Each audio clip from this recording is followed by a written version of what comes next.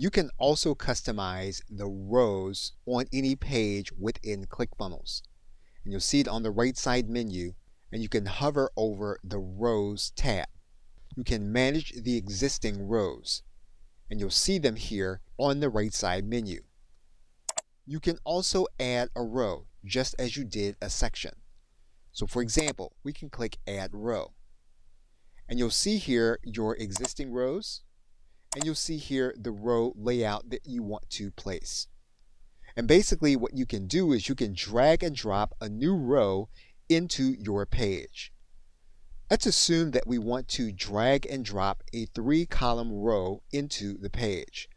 So what we're going to do is we're going to grab the 3-column row, we're going to drag it onto the page, and we can place it in the areas where ClickFunnels gives us the opportunity to drop the element. We're going to drop the element here on the page.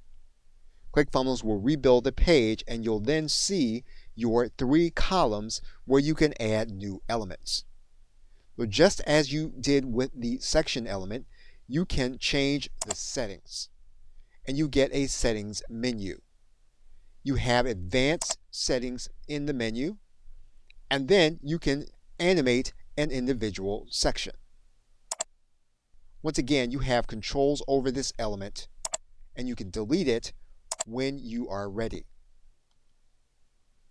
Okay, so with that, thanks, and I will see you in another video.